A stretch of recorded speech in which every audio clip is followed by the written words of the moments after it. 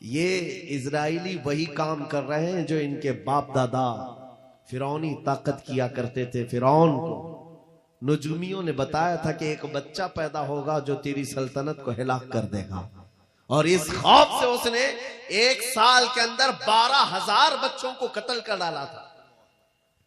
नुजूमियों ने बताया था फिरौन के ख्वाब की ताबीर में 12,000 बच्चों को कत्ल कर डाला, लेकिन जो बच्चा इसकी सल्तनत को हिलाक करने वाला था वो मूसा अलैहिस्सलाम थे।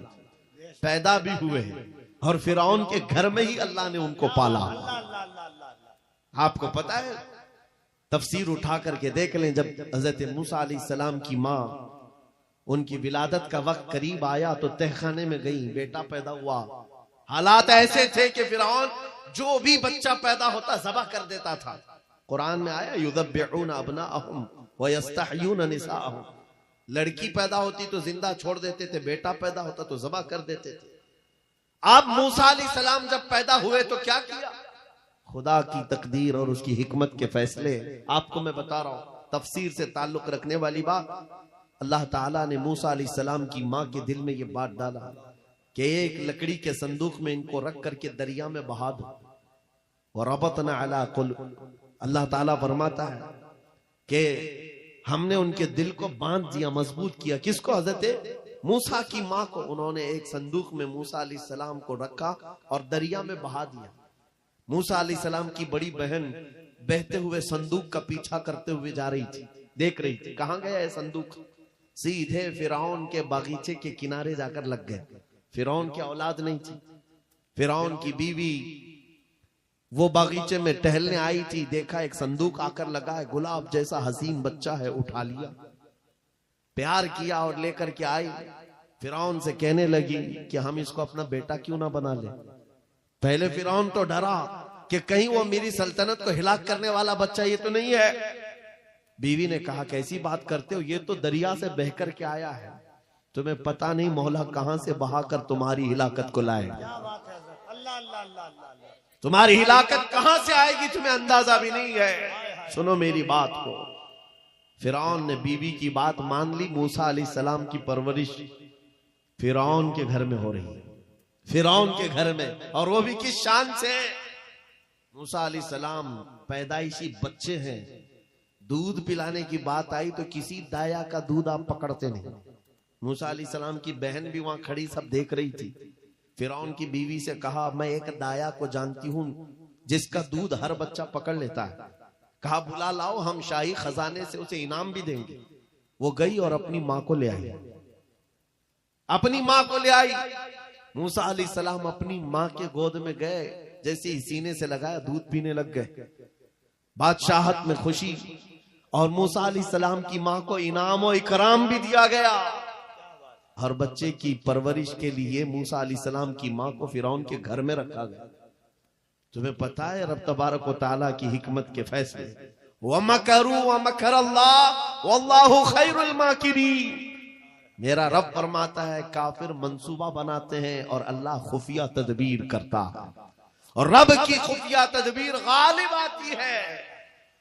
मूसा अलैहिस्सलाम जवान हुए फिरौन के घर में, फिरौन के घर में जवान हुए। उसके बाद फिर आपने जब अपनी नबूवत के बाद दावत हक पेश की तो फिरौन जानी दुश्मन हुआ। उसके बाद जो हालात हुए आपको पता है। फिरौन मूसा अलैहिस्सलाम को मारने के लिए पूरी फौज लेकर पीछे निकला। मूसा अलैहिस्सलाम समंदर में चल करके आगे गए, रास्ते आपके लिए खुल गए।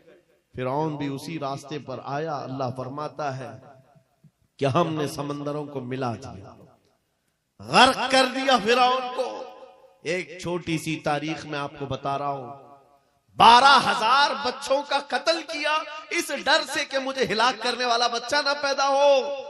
लेकिन जो बच्चा तेरी सल्तनत को हिलाक करने वाला था वो तेरी नाक के नीचे परवरिश पा रहा था। आज इन जालिमों ने गद्दा के हजारों बच्चों को सिर्फ इसलिए मारा है कि ये बड़े होकर के मुजाहिद ना बन जाए, ये बड़े होकर के हमें आंख दिखाने वाले ना बन जाए। और बाज़ाब्ता स्टेटमेंट में ये कहते भी हैं इन बच्चों को कत्ल करने से हमें कोई खौफ नहीं, कोई आपत्ति नहीं है, कोई तकलीफ नहीं है, इसलिए कि बड़े होकर के ये हमें आंख दिखाने वाले बनेंगे।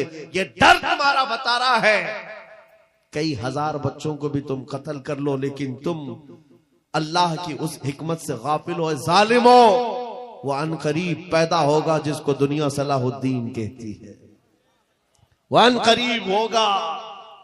मेरे अजीजों, आज के नौजवानों से मैं ये कहता हूं, तुम्हारे दौर में भी ये डरा सहमा हुआ जो माहौल लोग बनाने की कोशिश कर रहे हैं, अभी देखना और हालात खराब किए जाएंगे। हमारी हुकूमत आएगी तो मस्जिदों को तोड़ डालेंगे, मदरसों को तोड़ डालेंगे। इन जालिमों को लगता है तुम्हारे सारे बिल्डोजर में ही ताकत है। सिर्फ ताकत इसी का नाम है। राज मिल जाए, तख्त मिल जाए, उस वक्त कुछ लोगों के ऊपर जुल्म करना आसान है। जिस तरह चंगेज ने भी किया, हलाकू ने भी किया, बड़े बड़े जालिमों ने किया है, और उनका हशर भी तुम्हें मालूम होना चाहिए। इंशाअल्लाह वो वक्त आएगा जब खसो खाशात की तरह तुम बहा दिए जाओगे, अखबारों में तुम्हारा नाम तक न होगा। और अगर कुछ बाकी रहेगा तो क्या रहेगा? न घबराओ मुसलमानों, अभी खुदा की शान बाकी है, अभी इस्लाम जिंदा है, कुरान बाकी है। ये जालिम काफिर क्या समझते हैं जो रोज हमसे उलझते हैं? अरे अभी करबला का आखिरी मैदान बाकी है।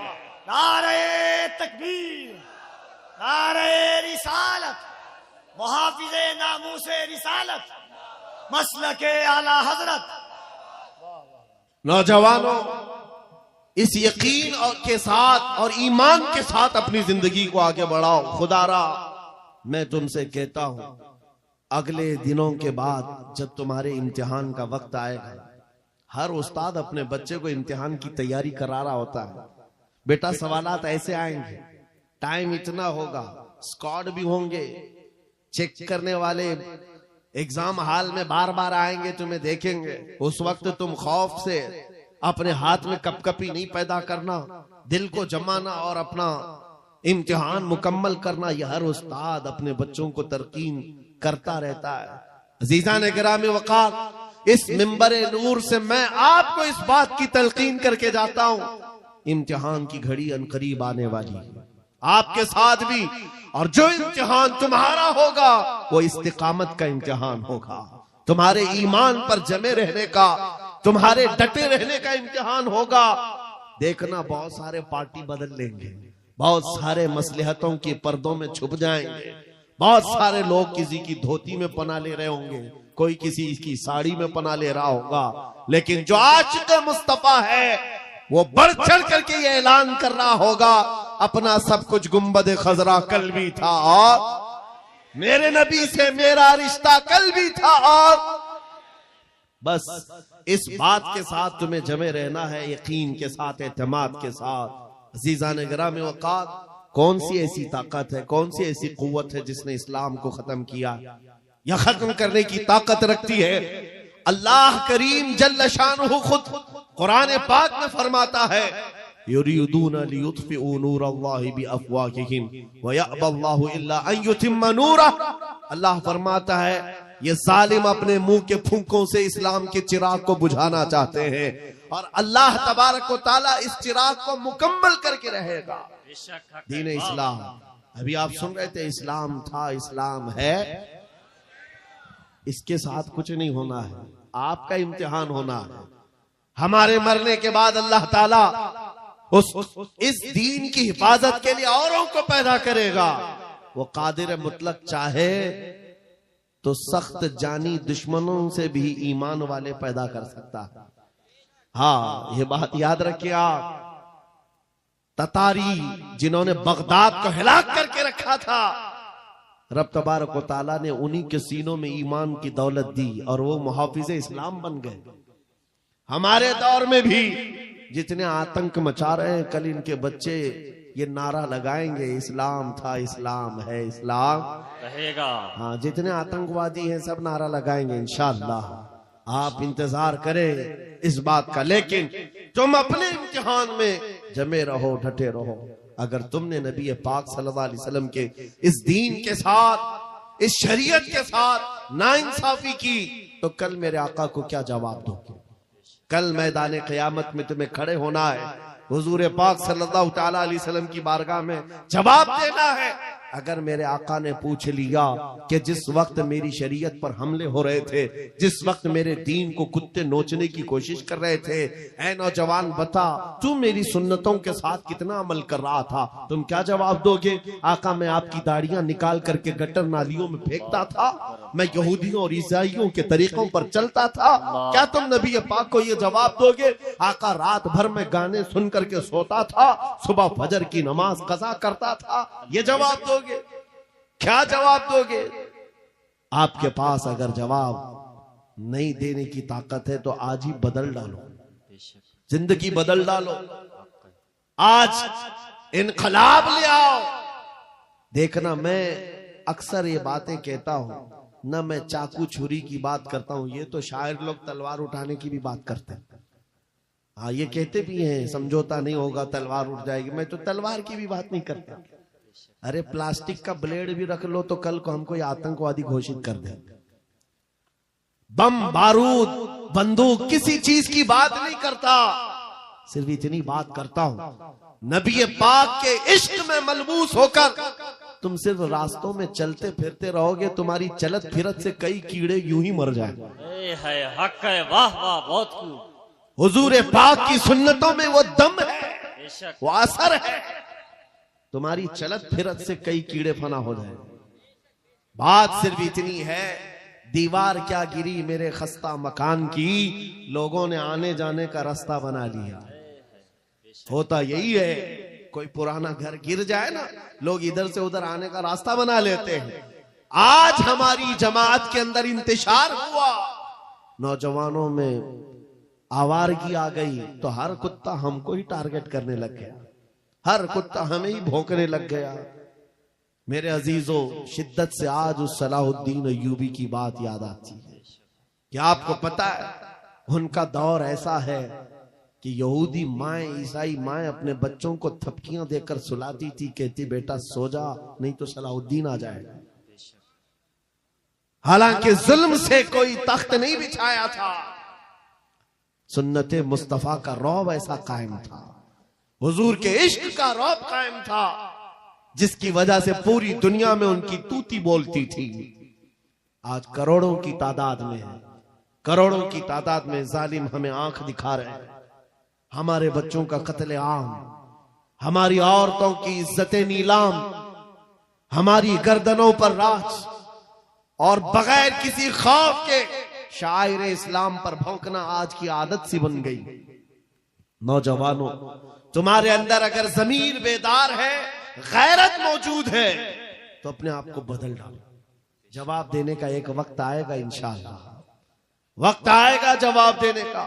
लेकिन पहले मैं आपसे सिर्फ इतनी इल्तिमास करता हूं कि अपने आप को बदल लो।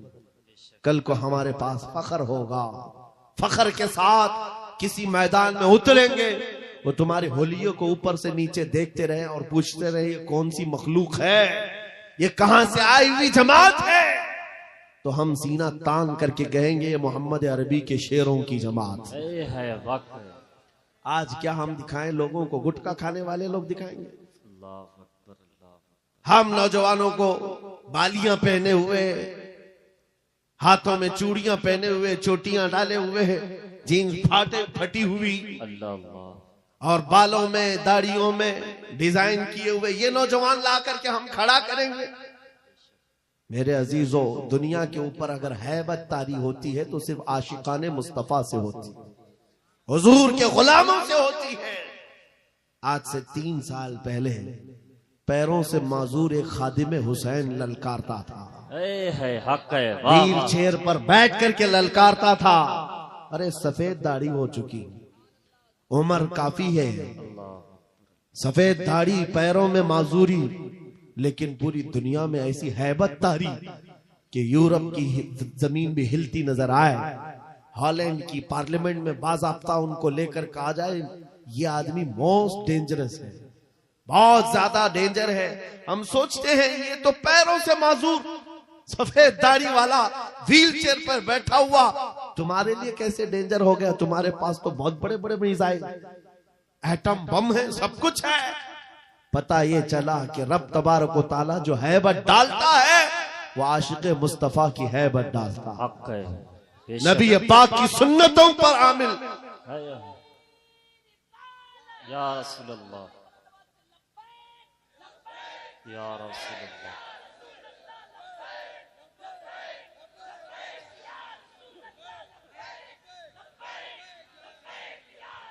सैयदना उमर इब्ने खत्ताब रदी अल्लाह तआला अन्हु का दौर है।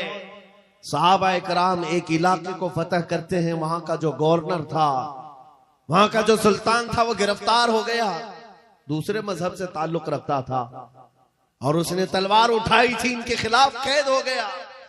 लेकिन जब कैद होकर के आया तो जाहिर सी बात है, हमारे खिलाफ तलवार उठाए थे, अब फंसे हो तो मार खाओगे, अब तुम्हारी मौत होगी। लेकिन मुजाहिदीन इस्लाम थे, हजरत उमर के पास पेश किया, कहा कि इसका क्या करना है। कहा अगर वो इस्लाम में आता है तो उसकी जान बख्श दी जाए। उस बादशाह से कहा गया कि तू अगर ईमान ले आता है तो तुझे तेरी जान भी वापस और तेरा मुल्क और तेरी सल्तनत भी तुझे लौटा दी जाए, तू ही बादशाह, तू ही गवर्नर है। उसने कहा मेरा दीन इतना आसान नहीं है कि मैं बादशाहत लेने के लिए अपना ईमान छोड़ दूं, नहीं हो सकता, नहीं हो सकता। जान से मारने की बात थी। उसने कहा मैं अपना धर्म नहीं बदल सकता। फिर उसके बाद साहबा ने कहा हजरत अमीरुल मोमिनीन से इसका क्या किया जाए। हजरत उमर फारूक ने क्या किया सुनो। कहा उसको कहो कि हम तुम्हें जेल में डाल देंगे। उस बादशाह से कहा गया तो उसने कहा मंजूर है मुझे जेल, लेकिन मैं अपना धर्म नहीं बदल सकता, दीन नहीं बदलूंगा। हजरत उमर ने कहा जेल में डाल दो, और 10 सहाबा को भी उसके साथ जेल में डाल दिया। इनका कोई कसूर नहीं था। 10 सहाबा जवान थे। नौजवानों तवज्जो से सुनो, उस कट्टर दिल बादशाह के साथ जेल में डाल दिए। वो नौजवान सहाबा जेल में थे। उनके वक्त, उनके औकात की पाबंदी, सुबह दोपहर शाम वो अपनी नमाजों के पाबंद, कुरान की तिलावत, नबी पाक सल्लल्लाहु अलैहि वसल्लम की मोहब्बतों वाली सुन्नतें। 8 दिन नहीं गुजरे थे। वो बादशाह इन नौजवानों को बार बार देखता था। पलट करके उसने कहा तुम्हारे अमीरुल मोमिनीन से मुझे मिलना है। पैगाम पहुंचाया गया हजरत उमर के पास। कहा लाओ उसको। पेश किया गया बादशाह को, जेल के बाहर ला करके हजरत उमर के पास। कहा क्या कहना चाहते हो। कहा ईमान लाना चाहता हूं, ईमान लाना चाहता हूं। कहा हमने तो इससे कबल तुम्हारे सामने पेशकश रखी थी, क्यों नहीं लाए। उस वक्त तो तुम्हारी सल्तनत भी तुम्हें वापस करने की बात की गई थी, तब भी नहीं लाए। जेल में डालने की बात की गई, तब भी नहीं लाए। वो बादशाह कहता है इस तरह से अगर आप 25 साल भी मुझे जेल में डालते तब भी मैं नहीं बदलता। मुझे ये सख्तियों ने नहीं बदला, आपके इन 10 जवानों ने मेरा दिल बदला। इनके अखलाक और किरदार मैंने देखा, फिर मेरा दिल गवाही देने लगा ये झूठों की जमात नहीं हो सकती। और मैंने इनकी सुबह देखी, इनकी शामें देखी, इनका उठना बैठना, इनके नमाज, इनकी इबादतें, इनका गिड़गिड़ाना, ये सब देख करके जवानों में मेरा दिल पसीज गया। और फिर दिल ने पुकार करके कहा गुलामों का जब यह हाल है तो फिर आका का हाल क्या है। वाह वाह, बहुत चीज़ाने गिरामी वक़ार। बदल सकते हो, आज भी बदल सकते हो कि अगर तुम्हारे अखलाक, तुम्हारा ईमान मजबूत हो जाए, पत्थर दिलों को भी बदल सकते हो। बस बात इतनी है कि अमल के मैदान में तुम्हें आना है, उनके दिलों को बदलना मेरे मौला की शान है, रब तबारक व तआला की शान है। बड़े बड़े जलसे कर लिया, रात पूरी जाग लिया, लेकिन तुम्हारे अखलाक नहीं संवर सके तो ये फजूल हो जाएगा, कोई काम के नहीं। अगर सिर्फ दिखावे के लिए फॉर्मेलिटी अदा करना है तो हमें जलसों में बुलाओ भी मत। हम इस काम के लोग नहीं हैं, हम इस मैदान के लोग नहीं हैं। नहीं, हमारा ये पेशा है कि आपके पास आया, तकरीर किया और कुछ पैसे लेकर चला गया, अपनी कमाई किया। अलायाज़ु बिल्लाह, कभी नहीं। सिर्फ एक दर्द लेकर के चलते हैं कि हमारी जमात में से वो नौजवान किस दिन उठेगा जो इकबाल का जवान था, सुना है कुदसियों से मैंने कि वो शेर फिर होशियार होगा। बेशक। बस यही दर्द लेकर आप तक, बल्कि बंगाल की खाड़ियों में, बिहार की झाड़ियों में, हर जगह पर सफर सफर इसलिए कर रहे हैं कि कहीं ना कहीं मेरे मौला करीम ने फजल फरमाया और रहम फरमाया उम्मत मुस्तफा पर। हमारा जवान बेदार हो जाएगा, इन गानों को ये लात मारेगा, ये सारे मुजरे करने वाले अखलाक को ठोकर मारेगा और खड़ा होकर दुनिया को बताएगा मेरे नबी से मुझे इतना प्यार है कि तुम अगर नंगे रहने पर फख्र कर सकते हो तो मैं मेरे मुस्तफा की सुन्नतों पर फख्र करूंगा। बेशक सुभान। अगर तुम्हें चोटी रखने पर शर्म नहीं आती तो मुझे दाढ़ी रखने में क्यों शर्म आए? हकीकत बोल रहा हूं या नहीं? अरे लोग आज तो चड्डी पहन करके निकल रहे हैं, उनको कोई शर्म या उनको कोई हिकारत से नहीं देखता, बल्कि फैशन कहलाया जा रहा है। तुम्हें अगर अपने मुस्तफा करीम से मोहब्बत है, जैसे कि कहते हो जान भी दे देंगे, माल भी दे देंगे, उनके कदमों पर कुर्बान भी हो जाएंगे। जान बाद में देना, गर्दन बाद में देना, पहले अपने अंदर मौजूद खराबियों की कुर्बानी दे दो। अपनी जिंदगियों में मौजूद इन तमाम वाहियात को खत्म करो, आ जाओ मेरे मुस्तफा के गुलाम बन जाओ। बेशक। एक सवाल करता हूं, दिल पर हाथ रख करके और यकीन के साथ मुझे बताओ, अगर कोई तुम्हें हुजूर का गुलाम कहे तो बुरा लगेगा? किसी को बुरा लगेगा? बल्कि मैं तो ये कहता हूं, दुनिया मुझे हुजूर के दरबार का कुत्ता कहकर पुकारे, मेरी जिंदगी की मेराज। बेशक। हमारी सआदत है, हुजूर के दरबार का कुत्ता कहलाना भी हमारे लिए फख्र है। आपको अगर कोई गुलाम कहता है तो एतराज है आपको बुरा लगेगा? बल्कि हुजूर का गुलाम होना ये सबसे बड़ा शरफ है, हक है, सबसे बड़ी सआदत है। बेशक। तो जब आपको दुनिया कोई हुजूर का गुलाम कहे तो बुरा नहीं लगता, तो अमल करने में बुरा क्यों लगता है? पूरे के पूरे गुलाम बन जाओ हुजूर अकरम सल्लल्लाहु तआला अलैहि वसल्लम। नहीं, आप झूठ बोलते हैं।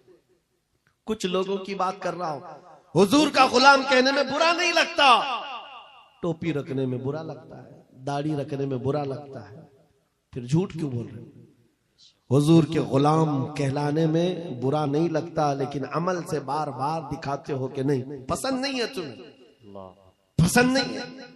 इस्लाम जिंदाबाद का नारा लगाते हो, अपनी बीवियों पर, अपनी बच्चियों पर इस्लाम को क्यों नहीं पसंद करते? इनके दुपट्टे कहां चले जाते हैं? इनको आवारा क्यों छोड़कर रखा है? इनको जिस तरह बेपर्दगी के साथ घुमाते हो और खुशियों से देखते हो, शादी महल में जाकर देखे वहां तो हालात ही बदले हुए हैं, इस्लाम दिखता ही नहीं। तो इस्लाम जिंदाबाद का नारा सिर्फ ये जुबानी है? अपने घरों से तब्दीली ले आओ, इनकलाब तुम्हारे घरों से आएगा। आज तुम दिल महसूस करके बैठे हुए हो कि बड़े बड़े तख्त पर बैठे हुए कुत्ते हमारे लिए भौंक रहे हैं, इस्लाम को मिटाएंगे, मदरसों को मिटाएंगे, मस्जिदों को मिटाएंगे, बुरा लगता है। और उसके बदले में तुम चाहते हो उनका जवाब देने वाला कोई चाहिए। बार बार हमारी मेंबरों से हम उनका जवाब देते रहे। ऐ नौजवानों, जवाब तुम अपने अमल से दो। एक मस्जिद का मीनार क्या गिरता है, हर घर मस्जिद बनना चाहिए, हर घर मस्जिद बन जाए। काश तुम्हारे घरों से अजाने हो, तुम्हारे घरों को मुसल्ला बना दिया जाए। एक बात याद रखो, दुनिया थक जाएगी, एक वक्त आएगा थक जाएगी। कल को देखना इजराइल भी थक चुका होगा मार मार करके। अब आएंगे वो युद्ध विराम करने के लिए कि हम समझौता करेंगे, बस खत्म हो गया। जितने ताकत थी झोंक दिया, मार मार करके थक जाएगी दुनिया। लेकिन हमारी शरीयत का, हमारे दीन का एक मिजाज है, कितने गाजी मारोगे हर घर से गाजी निकलेगा। तुम एक चिराग गुल करोगे, मौला 100 चिराग रोशन करेगा। ये सिलसिला चलता रहेगा। यहां पर भी तुम खौफजदा ना रहो, डर के माहौल में ना जियो। बस मैं तुम्हें ये बात कहने के लिए आया हूं, अगर नबी के गुलाम हो तो पूरी गुलामी करो, पूरी गुलामी करो, फख्र के साथ करो। अपनी दाढ़ियों के साथ, अपने शनाख्त के साथ, अपनी आइडेंटिटी के साथ। आपको क्या लगता है कि कोई हमें नौकरी से निकाल देगा, कोई हमें रिस्क नहीं देगा? माज़अल्लाह रज़्ज़ाक़ ये लोग नहीं, रज़्ज़ाक़ मेरा रब है, हक है। अल्लाह मेरा रज़्ज़ाक़ है। एक छोटी सी कम्युनिटी ने अपनी पहचान बना ली पंजाबियों ने, और वो अपनी आइडेंटिटी को लेकर के चलने लगे और दुनिया पर उन्होंने छाप छोड़ा कि हम जहां रहेंगे अपनी शनाख्त के साथ रहेंगे, समझौता नहीं करेंगे। दुनिया उनको एक्सेप्शन देने लग गई कि हाँ ठीक है, तुम इसके साथ ही जियो। ऐ मोमिनो, तुमने खुद छोड़ दिया अपनी चीजों को। काश उस सहाबी रसूल की बात मैं तुम्हें बताऊं। हजरत नौमान एक सहाबी, एक बादशाह के पास उनको बुलाया गया था, हुजूर के तर्जुमान बन करके गए थे। और जब उस बादशाह के पास आए, काफिर बादशाह था, एक सहाबी की बात, उसने कालीन बिछाया। और कैसा कालीन था? रेशम का कालीन था। रेशम का कालीन, बहुत महंगा कालीन। और जो कुर्सी बिछाया वो सोने की कलाई की हुई कुर्सी थी। जब सहाबी रसूल वहां पहुंचे, देखा रेशम का कालीन है, अपनी तलवार से फाड़ दिया, कहा उठाओ इसको, जमीन पर चलूंगा। जमीन पर चलकर आए, कुर्सी देखा सोने की रखी।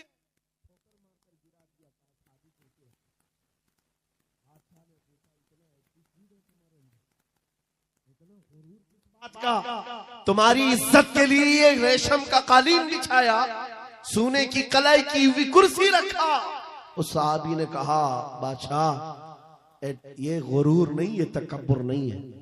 मैं मदीने वाले मुस्तफा का गुलाम हूं, जिनका फरमान है कि मर्द के लिए रेशम का इस्तेमाल हराम है, मर्द के लिए सोने का इस्तेमाल हराम है। मैं दुनिया में जहां कहीं रहूंगा, एक सोने की कुर्सी क्या 1000 कुर्सी रखे, मैं ठोकर मार दूंगा अपना सब कुछ। गुंबद खजरा, मेरे नबी से मेरा रिश्ता, उन सहाबा का ये ऐलान था, उनका ये ऐलान था, जहां रहेंगे हम अपनी आइडेंटिटी के साथ रहेंगे। ये नहीं कि तुम जालिमों के बीच में बैठ गए, शराब का दौर चल रहा है, तुम भी उठाए पी लिए, दोस्ती में तुम भटक गए, औबाश अय्याश नौजवानों की दोस्ती में तुमने वहां पर चरस गांजे भी ले लिए। तुम्हें उस वक्त नबी पाक का ख्याल नहीं आया, हुजूर पाक सल्लल्लाहु अलैहि वसल्लम की निस्बत का ख्याल नहीं आया। एनी टाइम, हर जगह पर तुम अपने नबी से जुड़े हुए हो। आज ये अहद करके उठो, जिंदगी के जिस शोबे में भी जाऊंगा मैं मदीने वाले आका का गुलाम बन करके जीऊंगा। ये अहद करेंगे इंशाअल्लाह।